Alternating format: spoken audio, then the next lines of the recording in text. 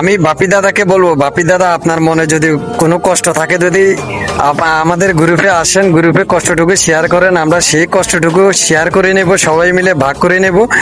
দেখবেন আপনার মনে আর কখনো কোনো কষ্ট থাকবে না, আপনার মনটা হালকা হয়ে যাবে। তবে আপনি যদি কষ্টটুকু বুকের মাঝে যদি পুষে রাখেন, তাহলে আমরা কিভাবে বুঝবো যে বাপি দাদার মনে কষ্ট আছে? তো বাপিদা, আমি রিকোয়েস্ট করব, কারোর প্রতি যদি মনে কষ্ট থাকে, যদি ভালোবাসা ছড়িয়ে দিন, সেই কষ্টটুকু আর থাকবে না। কারোর প্রতি রাগ অভিমান করা যাবে না, এটা আমার প্রতি আপনার রিকোয়েস্ট, ঠিক আছে? তো আমি রিকোয়েস্ট করব, যদি কারোর প্রতি কোনো মনোকষ্ট থাকে, আমি তাদের পক্ষ থেকে আপনার কাছে ক্ষমা চাচ্ছি। এবং আপনার মনে যদি কখনো কোনো কষ্ট থাকে, আপনি আসেন, গ্রুপে শেয়ার করেন, আমরা আপনার কষ্টটুকু শেয়ার করে নেব।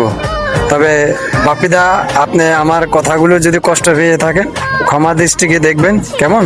ভালো থাকবেন। আর দিদিভাই, তোমাদের জন্য কিন্তু আমার মন থেকে অপুরন্ত ভালোবাসা এবং দোয়া রইল।